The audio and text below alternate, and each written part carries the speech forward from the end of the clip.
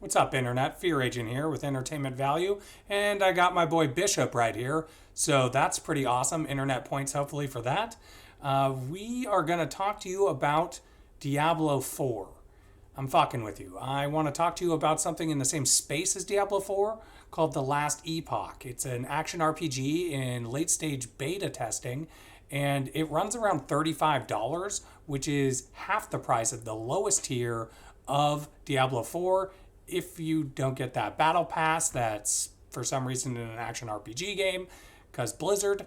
But other than that, if you are budget conscious and you want a cheaper game or alternative to Diablo 4, this is a good video for you to watch. Or if after this open beta weekend, you don't want to wait to play an action RPG that seems fresh, this is also another good video to watch so you can figure out if this has any value to you. I think it has a lot of great new things that it's trying. I'm not going to focus on a lot of the negative stuff. There's plenty of those videos out there as well. If you do like this video though, hit that like button, hit that subscribe button. It helps us out a lot. If you don't, hit the dislike button. And if you can't stand me or any of our videos, hit that dislike and that unsubscribe button, because fuck us, right? Anyway, let's watch the video.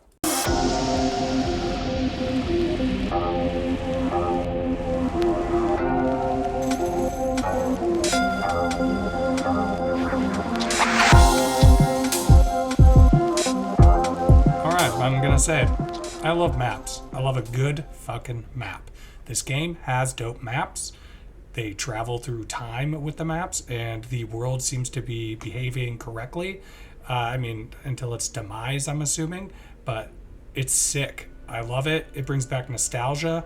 I love D&D for maps. I started picking out fantasy books as a kid for maps. So shout out to them for doing it right, because it's something I picked up on and I just love it. You know, maybe none of you guys give a shit, and that's fine, but it's something I liked, and I still think it does add a little bit of value, at least aesthetically. All right, not to just talk about maps all day. Another cool thing that they've done is the way they handled the abilities. There's, on a macro lens, just a shit ton of them, and then when you kind of zoom down into a micro lens, you get to see a fine-tuning that is rarely seen in any RPG or ARPG, where you can actually take about 5, I believe, when you max out your class or mastery. You can take 5 of those skills or abilities that come with the class, and each one of those that you can specialize in will actually have its own sort of tree of different fine-tuning that you can implement on the specific spell so you can make it your own. And if you don't like it, you can respec it.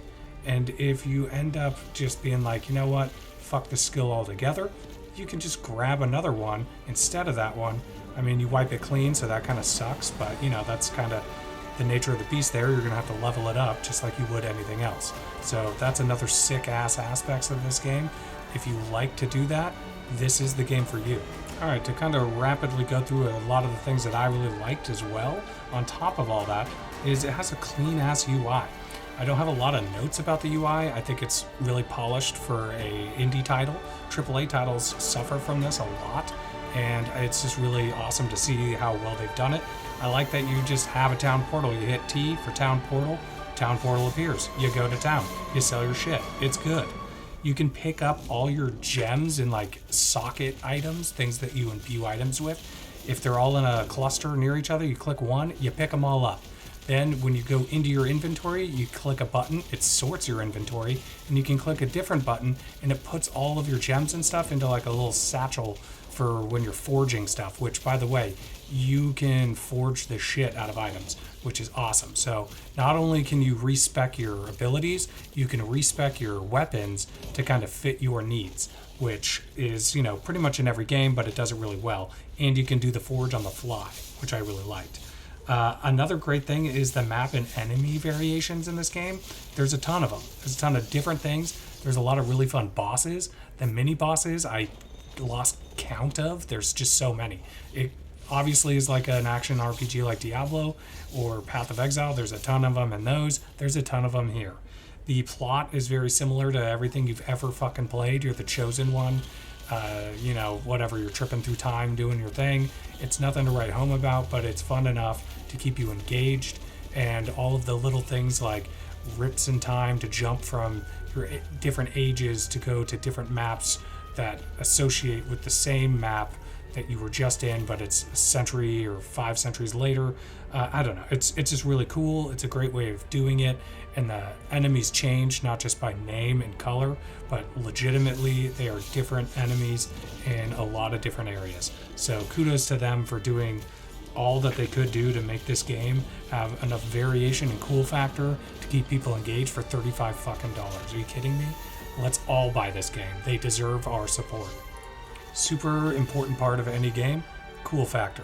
The game is pretty cool. It's fun. I like playing the game. I think that it's at least another 100 hours of good times for me. I'm gonna like dissecting each and every class, base class, kind of min-maxing everything and figuring it all out. There's tons of people who like that kind of stuff. I've played Grim Dawn. I've played a lot of them. Path of Exile. This one, it's just lauded in with the best, in my opinion. And I think if you like those games and just want something new and you're tired of playing those while you're waiting on Diablo 4, this is actually the game for you, I think. And I think that they're going to pivot in a lot of cool ways. You can see the way that they're setting it up for more and more stuff. DLCs are without a doubt going to happen. I mean, that's anecdotal. I have no fucking idea, but I don't know why they wouldn't. As far as this game graphically is concerned, it's pretty good. I mean, it's a bit dated. I'm sure it'll be a little bit better when it comes out, but the style is kind of what the style is. It's not Diablo 4, that's for sure. But it's also half the price, or a fraction of the price, depending on how much money Blizzard decides to suck from your wallet. But that's about all I have. Again, like and subscribe, and I've been Fear Agent. You've been great. Peace.